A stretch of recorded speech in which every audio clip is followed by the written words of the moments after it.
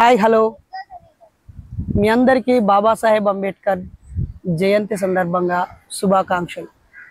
April మాసం అనగానే మహాత్మా జ్యోతిరావు పూలే, బాబు జగజ్జీవన్ రామ్, అలాగే బాబాసాహెబ్ అంబేద్కర్లు ఇలా మహానుభావుల మాసంగా ఒకవైపు స్కూల్ కాలేజీ పిల్లలకి పరీక్షల మాసంగాను, సామాజిక చైతన్యవంతులందరికీ ఆ మహనీయుల ద్వారా స్ఫూర్తి పొందిన వారందరికీ ఈ మంత్లో ఎక్కడో ఒక చోట జయంతి కార్యక్రమం నిర్వహించాలి, లేదా పాల్గొనాలి, లేదా వాళ్ళకి గొప్ప కృతజ్ఞత చెప్పాలి అనేటువంటి ఒక భావన ప్రతి ఒక్కరి మదిలో మెదులుతూ ఉంటుంది. మరి ఈ పరిస్థితుల్లో బాబాసాహెబ్ అంబేద్కర్ అంటే ఎందుకని ఇంత క్రేజు రోజు రోజుకి మల్టిపుల్ అవుతూ కేవలం గుప్పెడు మంది మాత్రమే జైబీమని పలకరించుకుంటూ బాబాసాహెబ్ ఫోటో లేదా బాబాసాహెబ్ విగ్రహాన్ని పెట్టుకునే పరిస్థితిలో నుంచి గడిచిన ఒక 10 సంవత్సరాలలో ఇంత విస్తృతంగా పెరిగిపోయి కొందరి వాడుగా ముద్రించబడ్డ బాబాసాహెబ్ అందరి వాడుగా ఎలా అవుతున్నాడు? బీసీలు, అలాగే ధనవంతులు, సంపన్నులు అందరూ బాబాసాహెబ్ బాటలోకి వస్తూ ఆయనకి ఎందుకు కృతజ్ఞత చెప్తున్నారు? వెలమ దొర అయినా, కేసీఆర్ అయినా, రెడ్డి అయినా, జగన్మోహన్ రెడ్డి అయినా దేశంలోనే అతిపెద్ద విగ్రహాలని పెట్టాలని ఎందుకు అనుకున్నారు? కారణము దొరైన పాలకుడు కావడానికి మార్గం వేసింది బాబాసాహెబ్. రెడ్డి అయినా ఎక్కడో వ్యవసాయం చేసుకుంటూ అక్కడే బతికే వాళ్ళకి రాజులను చేసింది బాబాసాహెబ్ అంబేద్కర్. మీలో కొంతమంది అనుకోవచ్చు, అంబేద్కరా చేసింది? అది భారత రాజ్యాంగం ఇచ్చిన హక్కు, రాజ్యాంగం అంబేద్కర్ రాశాడా? ఇంకేదో అవాకులు చివాకులు బాబాసాహెబ్ పేరు, కీర్తి, గొప్పతనాన్ని మరుగుపరచడం కోసమో ఓర్వలేనితనంతో కక్కుర్తి గుణాన్ని ప్రదర్శిస్తూ ఏమో మాట్లాడచ్చు. కానీ లెజెండ్స్ ఎప్పుడూ లెజెండ్సే. చూడండి, మీకు మీరే ఆలోచించండి. ఈ దేశంలో భారతదేశం గర్వించే రత్నాలుగా భారత రత్నాలు ఎంతోమంది పుట్టారు, పెరిగారు. శాస్త్రవేత్తలు కూడా ఎంతోమంది పుట్టారు, పెరిగారు.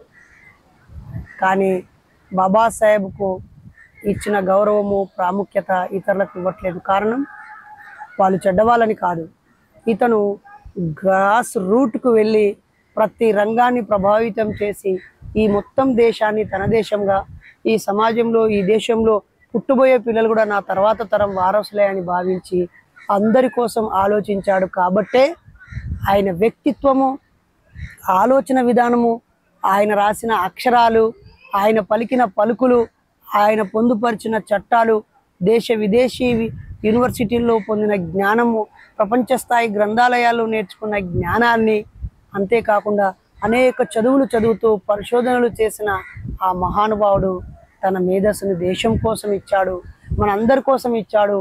అనేక రంగాలకు పునాదులు వేశాడు. ఈరోజు వాటి ఫలాలని అనుభవిస్తున్న మనం ఒకరోజు కాకుండా ఒకరోజు, ఒక కోణంలో కాకుండా ఒక కోణంలో తిరిగి తిరిగి ఆయన దగ్గరికి స్పృశించకుండా ముందుకు వెళ్ళలేని పరిస్థితి. ఈ దేశంలో మార్పు రావాలని కోరుకునేవారు, ఈ దేశం ఉన్నతంగా ఉండాలని కోరుకునేవారు ఖచ్చితంగా బాబాసాహెబ్ అంబేద్కర్ రచనల్ని మనం చదవాల్సిందే. మరి బాబాసాహెబ్ అంబేద్కర్ అంటే మనకేం గుర్తుకొస్తుంది? చాలామందికి భారత రాజ్యాంగం అని, కొంతమంది పిచ్చి వాళ్ళకైతే రాజ్యాంగం అంబేద్కర్ ఎక్కడ రాశాడు, అసలు ఆయన రాయలేదు అంటారు. ఏమైతే ఏంటి, అంబేద్కర్ రాయలేదు ఏంటి? బాబాసాహెబ్ మిగతా పుస్తకాలు ఏమేమి రాశాడో ఒకసారి ఆలోచించండి. ఆయన స్వాతంత్ర పోరాటంలో ఆయన పాత్ర ఎంత గొప్పగా ఉందో ఒకసారి చూడండి. ఓటు హక్కును అందించడంలో ఆయన పాత్ర ఎంత ఉన్నతంగా ఉందో ఆలోచించండి. ఒక గొప్ప స్కాలర్గా ప్రపంచ స్థాయి విశ్వవిద్యాలయాలే ఆయనకి నీరాజనాలు అందుకుంటూ ఉంటే, ప్రధానమంత్రుల నుంచి మొదలుకుంటే ముఖ్యమంత్రుల వరకు ప్రతి మనిషి ఆయనకు కృతజ్ఞత చెబుతూ ఉంటే కొంతమంది విమర్శిస్తున్నారు. అయినా అది పట్టించుకోనక్కరలేదు. ఆకాశంపై ఉమ్మేస్తే తిరిగి తమ ముఖం మీదే పడుతుంది. అరచేతిని ఇట్లా అడ్డుపెట్టి సూర్యకాంతిని ఎవ్వడూ ఆపలేడు. బాబాసాహెబ్ అంబేద్కర్ గురించి సోషల్ మీడియా అందుబాటులో లేకముందు మంచి అనుభవజ్ఞులు రాసిన పుస్తకాల్లోనే ఆయన ఆగిపోయాడు. నిరంతరం లైబ్రరీకి వెళ్ళేవాళ్ళు, పుస్తకాలు చదివేవాళ్ళు మాత్రమే ఆయనని ఓన్ చేసుకోగలిగారు. కానీ ఇప్పుడు ఆయన ఇచ్చిన కొటేషన్స్, ఆయన చేసిన పనులు, త్యాగాలు, పోరాటాలు అన్నీ ఒక్కొక్కటిగా మన చేతిలోకి సోషల్ మీడియా వచ్చాక మనకు తెలుస్తుంది. మనకు తెలుసు ఆయా ప్రాంతాల్లో కొద్దిపాటి చోటా మోటా లీడర్ కూడా అందరికీ అన్నదానాలు పెడుతూ ఫ్లెక్సీలు వేసుకొని తన పుట్టినరోజు తాను ఘనంగా జరుపుకుంటూ ఉంటారు. కానీ ఎవరి పుట్టినరోజుని దేశమంతా జరుపుకుంటుంది? ఈరోజు భారతరత్నగా గౌరవించబడుతున్న కొద్దిమంది కానీ, జాతి పితలుగా భావించబడుతున్న వాళ్ళు కానీ, మహాత్ములుగా గౌరవించబడ్డ వాళ్ళు కానీ ఒక ప్రాంతానికే ప్రభావం. కానీ బాబాసాహెబ్ అంబేద్కర్ మొత్తం దేశానికి ప్రభావం. కాబట్టే అందరూ ఆయన దగ్గరికి వెళ్ళవలసిందే. అయితే వ్యక్తి పూజ అక్కరలేదు. బాబాసాహెబ్ అంబేద్కర్ అంటే ఆయన విగ్రహమో, లేకపోతే ఆయన ఫోటోకి దండేయడమో, ఫోటో ఇంట్లో పెట్టుకోవడమో, జై భీమ్ అని పలకడమో కాదు. బాబాసాహెబ్ అంటే ఒక విజ్ఞానము, ఒక చైతన్యము, ఒక త్యాగము, ఒక శ్రమ, ఒక ముందు చూపు కలిగిన నాయకత్వము, మంచితనము, అనేక కోణాలు ఆయనలో ఉంటాయి.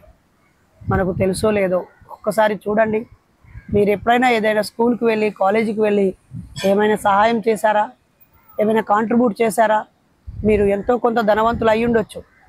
ఆ ధనంలో నుంచి ఎంత మీరు చదువుకున్న స్కూల్కి, కాలేజీకి ఖర్చు పెట్టారు? కానీ బాబాసాహెబ్ తనకున్న అభిమానం ద్వారా వచ్చిన పేరు కీర్తిని కానీ, పరిచయాలని కానీ డబ్బుగా మలిచి ఆ డబ్బుతో విద్యా సంస్థలు నెలకొల్పాడు.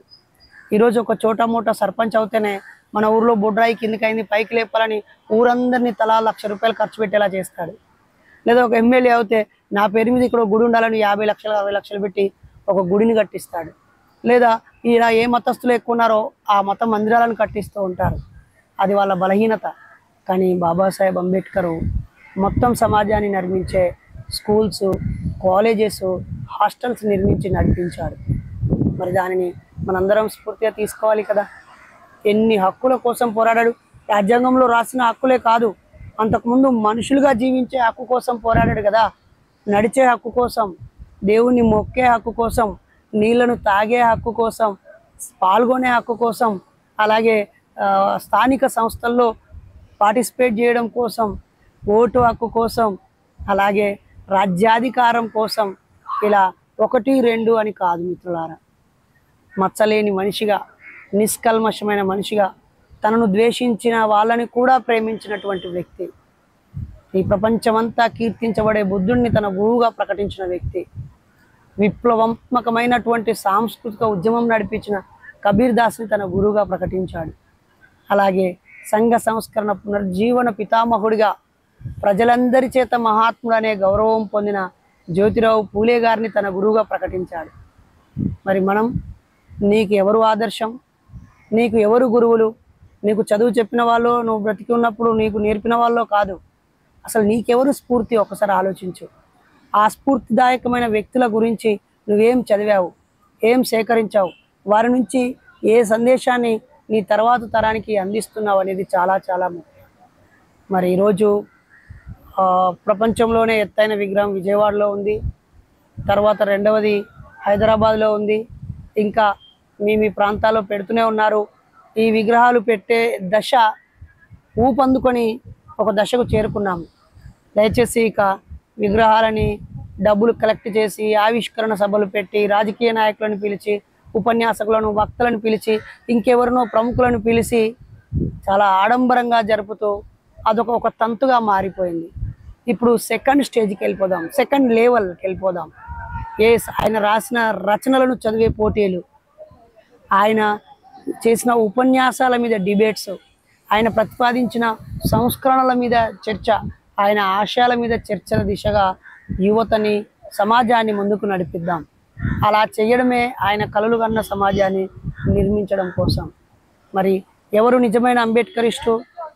ఒక పెన్నుకు అంబేద్కర్ ఫోటో ఉంటేనో, జోబుకు బ్యాడ్జీ ఉంటేనో, లేదా గుండెల మీద బాబాసాహెబ్ ఫోటో ఉన్న టీషర్ట్ ఉంటేనో, వాళ్ళ ఇంట్లో బాబాసాహెబ్ ఫోటో ఉంటేనో, చదవకుండా ఉండే దుమ్ము పుస్తకాలతో ఉండేటువంటి వాళ్ళ అర్మారాలోని పుస్తకాలతోనో కాదు. బాబాసాహెబ్ అంటే మార్పు. బాబాసాహెబ్ అంటే సమానత్వము, జ్ఞానము, మేధస్సు, సమాజ సేవ, pay back to the society, వెనక్కి సమాజానికి తిరిగి ఇవ్వడం బాబాసాహెబ్ అంబేద్కర్ అంటే. కాబట్టి డియర్ ఫ్రెండ్స్, చాలామంది బుద్ధిజీవులు అంబేద్కర్ గురించి చదివిన వాళ్ళు, లేదా ఉద్యోగాలు సంపాదించిన వాళ్ళు ఉద్యోగం చేస్తూ ఏప్రిల్ రాగానే 1000-5000 ఇచ్చేసి మా పాత్ర అయిపోయింది అనుకుంటున్నారు. అది కాదు. మీరు జ్ఞానాన్ని పంచండి, మీ సమయాన్ని పంచండి, మీ జీవితాన్ని పంచండి. మన చుట్టూ ఆయన ఆలోచనల్ని స్ప్రెడ్ చేసి కులం నిర్మూలన దిశగా ప్రయత్నం చేయాలి, అజ్ఞానం నిర్మూలనగా దిశగా ప్రయత్నం చేయాలి, పీడిత తాడిత జన అభ్యున్నతి కోసం పనిచేయాలి, మహిళల సమానత్వము అలాగే వివక్షత పోగొట్టడం కోసం, అస్పృశ్యత అంటరానితనం ఇంకా ఈ సమాజంలో ఉన్న సామాజిక దుర్మార్గాలన్నీ పోగొట్టడము, మనిషిని మనిషిగా మార్చడం కదా. ఒక సెక్యులర్ అండ్ డెమోక్రటిక్ సిస్టాన్ని ఎస్టాబ్లిష్ చేసుకోవడం. ఏ ఉద్దేశంతో అయితే అందరినీ భాగస్వాములను చేస్తూ ఓటు హక్కును అందించాడో, అందరూ కలిసి వాళ్ళకు కావాల్సిన నిజమైన వ్యక్తిని ఎన్నుకోవాలని రహస్యంగా ఓటు వేయాలన్నాడో, అలా అర్థవంతమైన ఈ వ్యక్తులు ఎన్నుకోబడడం డబ్బుతోనో మద్యంతోనో కులంతోనో వారసత్వంతోనో కాకుండా జ్ఞానంతో, త్యాగముతో, మంచితనముతో, సమాజాన్ని నడిపించే నాయకత్వ లక్షణాలతో అందుబాటులో ఉండి స్పందించే మనసుతో ఉండే మనుషులను గెలిపించే దిశగా కూడా మనం ఆలోచిస్తేనే నిజమైన అంబేద్కరిస్టులం. కాబట్టి డియర్ ఫ్రెండ్స్, మీ ఇంట్లో ఫోటో ఉంటే సంతోషం, మీ ఊర్లో విగ్రహం ఉంటే సంతోషం. ఇప్పుడు విగ్రహం పెట్టాము, ఫోటో పెట్టాము, ఇక ఆయన పుస్తకాలను ఇంట్లోకి తెచ్చుకుందాం. తెచ్చుకుంటే చాలా సంతోషం. వాటిని చదువుదాం, చదవడంతోనే ఆగకుండా బోధించుదాం. యువతకి, విద్యార్థులకి, సబ్బండ వర్గాల వాళ్ళు బాబాసాహెబ్ను చదివి అర్థం చేసుకుంటే ఈ సమాజం మరోలా తయారవుతుంది. దయచేసి రాజకీయ కోణంలో మాత్రమే చూడొద్దు బాబాసాహెబ్ అంబేద్కర్ని. సామాజిక కోణంలో, ఆర్థిక కోణంలో, న్యాయ వ్యవస్థ పరంగా, అలాగే స్పందించే మనసుగా ఎన్నో అంశాల మీద పోరాడి బ్రిటిష్ వాళ్ళతో సంప్రదించిన వ్యక్తి. అలాగే నెహ్రూ మంత్రిమండలిలో స్వచ్ఛందంగా ఆయన ఆ పార్టీ కాకపోయినా ఆయన మేధస్సు నాలెడ్జ్కి అందులో అవకాశాన్ని పొందినటువంటి వ్యక్తి. సరే, బాబాసాహెబ్లో లోపాలు ఏమున్నాయని చూసేటువంటి వక్రబుద్ధి మెదడులతో ఉన్న వాళ్ళని మనం పట్టించుకోకుండా ఆయన తెలియని వాళ్ళకు తెలియజెప్పుదాం. ఇటీవల మీలో ఎవరు కోటీశ్వరుడు అనే ఒక కాంపిటీషన్లో బాబాసాహెబ్ అని ఎవరిని అంటారు అని అడిగిన బాబాసాహెబ్ అంబేద్కర్ పూర్తి పేరు ఏంటన్నా చెప్పలేని పరిస్థితిలో తోటి వారు ఉన్నారు. కాబట్టి మీరు అంబేద్కరిస్టులు అందరూ అక్కడికి వచ్చాక జై జై జై జై జై భీమ్ అనుడో, గట్టిగా జై భీమ్ అనుడో, సెల్ఫీ దిగుడో, ఫోటో దిగుడో, ఇదంతా చిన్న విషయాలే. ఇవి ఇంకా పెద్ద విషయాలు చేద్దాం బాబాసాహెబ్ కోసం. అసలే తెలియని వాళ్ళకి బాబాసాహెబ్ను తెలియజేద్దాం, ప్రచారం చేద్దాం. బాబాసాహెబ్ను పరిచయం చేయమంటే ఆయనకు పూజించమని, ఆయన బొమ్మ పెట్టి దండం పెట్టమని కాదు. ఆయన ఆలోచనలు ఈ సమాజానికి చేరవేసే దిశగా ఆయనను అర్థం చేసుకొని తమను తాము ఆయన బాటలో నడిచే మంచి మనుషులుగా తీర్చిదిద్దడమే ప్రధాన లక్ష్యం. ఇప్పుడు సమాజం మారిపోతుంది, కలుషితం అవుతుంది, స్వార్థం వైపు వెళ్తుంది, అనారోగ్యకరమైన వాతావరణం ఏర్పడుతుంది. మరి ఈ అనారోగ్యకరమైన వాతావరణంలో భ్రమల మధ్య, ఊహల మధ్య, కల్పితాల మధ్య, స్వార్థ ప్రయోజనాల మధ్య సాగుతున్న ఈ విష ప్రచారాన్ని విజ్ఞాన ప్రచారం వైపు, సమానత్వము, సోదరాభావం వైపు, ఈ సమాజాన్ని ప్రేమించే వైపు, విజ్ఞానం వైపు నడిపించాలంటే బాబాసాహెబ్ సరైన మార్గం. అందుకే నేను ప్రతి ఏటా నా భార్యా పిల్లలతో బాబాసాహెబ్ అంబేద్కర్ జయంతి ఏప్రిల్ 14న ఉదయం 6 గంటలకే ట్యాంక్ బండ్ సందర్శించడానికి వెళ్తాను. ఆ పెద్ద విగ్రహాన్ని చూసి అక్కడ నుంచి నా కుటుంబంతో నడుచుకుంటూ ట్యాంక్ బండ్ లిబర్టీ దగ్గర ఉన్న చిన్న విగ్రహం దగ్గరికి వెళ్ళి అక్కడ ఒక పూలమాల వేసి లేదా 2 పువ్వులు అక్కడ పెట్టి జై భీమ్ చెప్పి ఆ చుట్టుపక్కల చూడదగ్గ ప్రదేశాలన్నీ చూసి ఇంటికి వెళ్తాను. అలాగే డిసెంబర్ 6వ తేదీన కూడా, ఇక మీదట డిసెంబర్ 6వ తేదీన విజయవాడలో ఉన్న భారీ అంబేద్కర్ విగ్రహాన్ని ప్రతి ఏటా విజిట్ చేసేలాగా ప్లాన్ చేస్తాను. అందరూ ఎగబడి మరి ఏప్రిల్ 14 డిసెంబర్ 6 విగ్రహాలు పెట్టడమో, సభలు సమావేశాలు పెట్టడమో చేస్తున్నారు. అందుకే నేను వందలాది వేలాది మందితో వీటికి వెళ్ళాలనుకుంటున్నాను. ఇప్పటికే ఆయన సమాధిని చూశాను, చైత్రభూమిని, ఆయన లైబ్రరీని చూశాను, రాజగృహని, అలాగే ఆయన పోరాడిన ప్రదేశాలకు వెళ్ళాను. ఎవ్రీ ఇయర్ జనవరి 1న వెళ్ళేటువంటి భీమా కోరేగాం కూడా వెళ్ళొచ్చాను. ఇంకా రానున్న రోజుల్లో అనేక అంశాలు తీసుకుంటానని మూఢనమ్మకాల నిర్మూలన సంఘం వ్యవస్థాపకుడిగా ఈ సంఘాన్ని బుద్ధుడు, పూలే, పెరియార్, భగత్ సింగ్, ఈ బాబాసాహెబ్ల బాటలో నేను, నన్ను అభిమానించే అభిమానులు, నా యూట్యూబ్ సబ్స్క్రైబర్సు, అంతేకాకుండా ఈ సంఘ సభ్యులు, నాయకులందరినీ కూడా ఆయన రాసిన పుస్తకాలు చదివే దిశగా, ఆయన చేసిన పోరాటాలను ఉనికి పుచ్చుకునే దిశగా, ఆయన స్ఫూర్తిని కొనసాగించే దిశగా నేను నా వంతుగా ప్రయత్నిస్తానని, ఆ క్రమంలో నిజమైన అంబేద్కరిస్టు కులాంతర వివాహం చేసుకోవాలి, నిజమైన అంబేద్కరిస్టు సమాజాన్ని విజ్ఞానవంతం చేయడం కోసం ప్రయత్నించాలి, నిజమైన అంబేద్కరిస్టు రాజకీయాలు కూడా చేయాలి, స్వార్థ రాజకీయాలు కాకుండా నిస్వార్థ రాజకీయాలు, సమాజ హితంతో కోరేటువంటి ప్రత్యామ్నాయ రాజకీయాలు చేయాలి. అలాగే ప్రతి నిజమైన Ambedkarist pay back to the society. ఈ ఏప్రిల్ 14కు స్వయం విమర్శ పెట్టుకో. ఆయన స్పష్టంగా ఒక 5% నీ డబ్బుని కూడా సమాజానికి ఇవ్వమన్నాడు, నీ సమయాన్ని ఇవ్వమన్నాడు, నీ జ్ఞానాన్ని ఇవ్వమన్నాడు. మరి మనం బాబాసాహెబ్కు దండేస్తున్నాం, సంతోషం, పాల్గొంటున్నాం, సంతోషం. మరి ఈ సందర్భంగా నేను సమయాన్ని ఇస్తున్నానా, జ్ఞానాన్ని ఇస్తున్నానా, డబ్బుని ఇస్తున్నానా? ఇప్పుడు ఇంకా కొత్తగా టెక్నాలజీ కూడా వచ్చింది. టైము, టాలెంటు, ట్రెజరీతో పాటు టెక్నాలజీని కూడా ఇవ్వాలి. కాబట్టి ప్రతి ఒక్కరూ అంబేద్కర్ వారసులుగా తమను మలుచుకొని, మెరుగుపరుచుకొని, మెరుగైన సమాజం కోసం బాబాసాహెబ్ బాటలో నడవాలని, అన్ని అజ్ఞానాలకు, అన్ని మత పోరాటాలకి, కుల పోరాటాలకి విరుగుడు జై భీమ్లోనే ఉంది. అందుకే ఆయన శిష్యుడు ఎల్ఎన్ హరిదాస్ గారు ఈ గొప్ప పదాన్ని మనకందరికీ అందించాడు. జై భీమ్ అంటే ఓ విజ్ఞానవంతుడా, ఓ వివేకవంతుడా, నీకు జయము కలుగుగాక అని అర్థం. మరి విజ్ఞానము అంటే నాలెడ్జి, వివేకము అంటే ఒక క్యారెక్టర్, ఒక మంచితనంతో కూడిన డిసిప్లైన్. కాబట్టి ఈ విజ్ఞానంతో ఉన్నవాడు, క్రమశిక్షణతో ఉన్నవాడు విజయం సాధిస్తాడు.